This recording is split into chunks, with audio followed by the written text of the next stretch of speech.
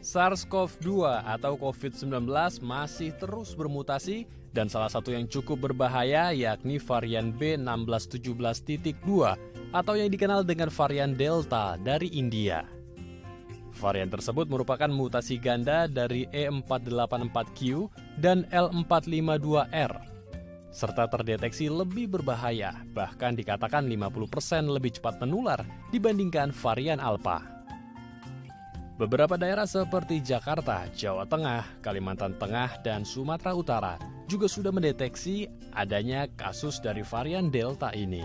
Salah satu yang menjadi daerah dengan angka kasus yang cukup tinggi, yakni di Kota Kudus, Jawa Tengah yang mencapai 28 kasus. Menurut Menteri Kesehatan Budi Gunadi Sadikin, varian baru tersebut diduga berasal dari pekerja migran Indonesia serta aktivitas di pelabuhan yang banyak mengangkut barang dari India.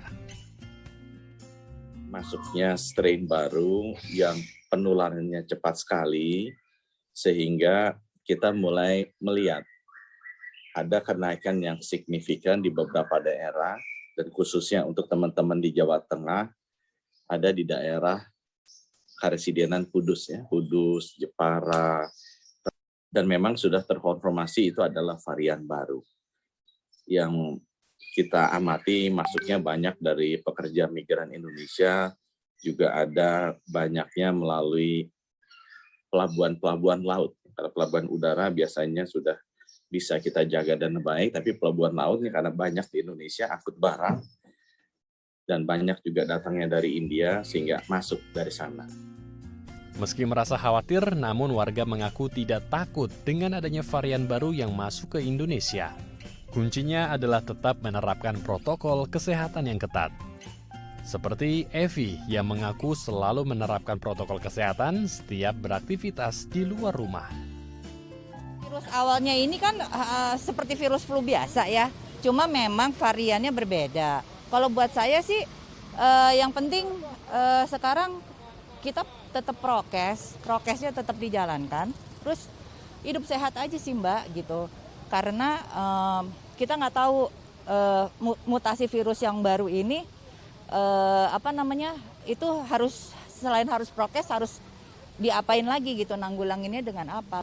Saya sih enggak ya, sejauh ini sih enggak, karena ya itu saya menerapkan prokes gitu, kemana-mana harus bekal hand sanitizer, masker, terus harus cuci tangan, jaga jarak, apa semua saya terapin. Tapi untuk takut banget sih enggak. Ditanggapinya dengan biasa-biasa aja, jangan berlebihan, karena kalau berlebihan kita apalagi masyarakat kecil ya. Jadi faktor ekonomi kita juga benar-benar berpengaruh banget. Jadi kita tanggapinya dengan biasa aja, yang penting kita waspada, jaga kesehatan. Terus harus memakai protokol kesehatan juga biar kita semuanya aman, ya kan. Ya semacam kita cuci tangan, ya kan.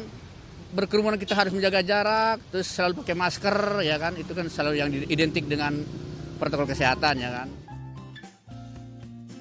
Meski demikian, varian baru tersebut dikatakan tidak berpengaruh secara langsung terhadap peningkatan kasus yang terjadi seminggu belakangan. Menurut juru bicara Satgas Penanganan COVID-19, Wiku Adhisa Smito, lonjakan kasus terjadi murni karena dampak dari aktivitas masyarakat selama libur Lebaran lalu.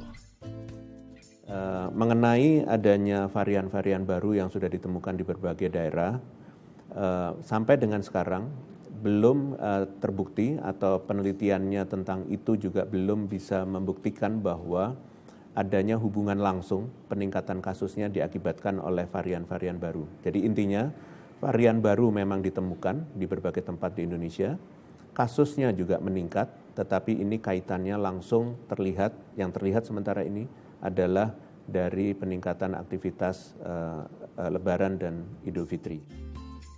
Presentia Dio Mayriski, Daai TV.